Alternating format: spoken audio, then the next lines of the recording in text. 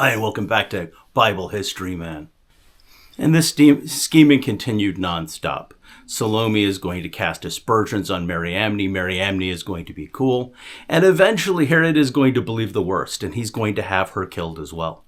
As for his sons, Alexander and Aristobulus, they're going to come back from Rome, and they're going to have a very kingly bearing. And immediately the scheming is going to start against them as well.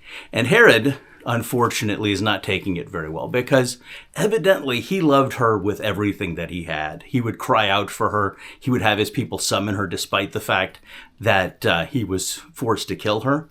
And he's going to take it really, really hard.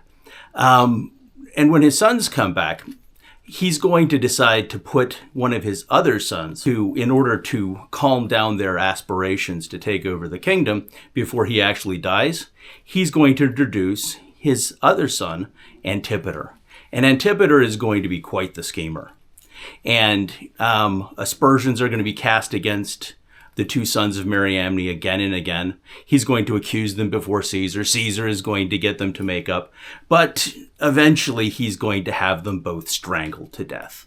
Augustus is going to say that the fact is he would rather be Herod's pig than his son. As for Antipater, Antipater is going to continue to scheme and plot. And eventually Herod is going to get wise to it. And Antipater is going to be in prison, and Herod is going to be sickening and weakened. And at one point, he's going to try to take his own life.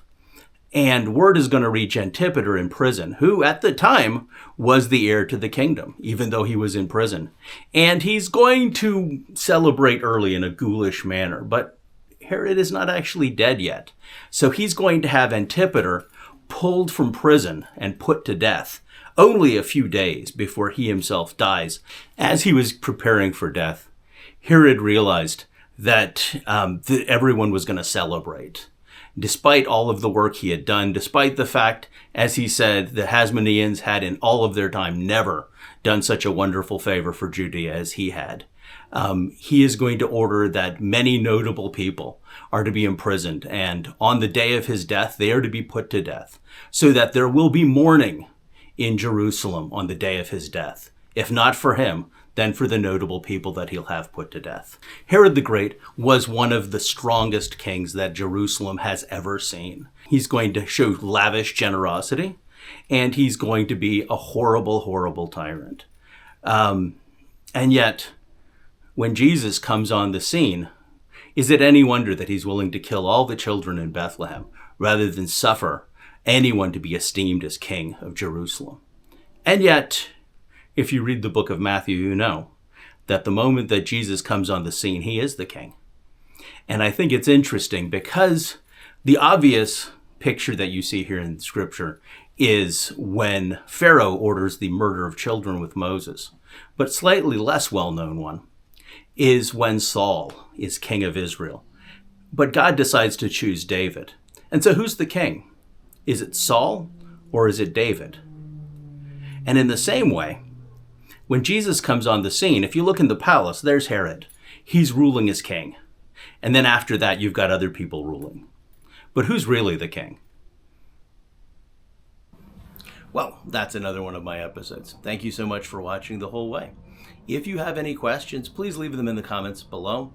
I love to answer questions. And if you're interested in it, I would love to talk about it. Also, if you have any other ideas about things that I could tell you about biblical history, I'm always open to suggestions because it's what you want to hear that I would like to talk about. Now, if you like biblical history, like I like biblical history, or even a fraction as much as I like biblical history, I have a book out called A Helpful Handbook of Hebrew History. And it's available on WisePath Books or Amazon.com, and the links are in the comments below.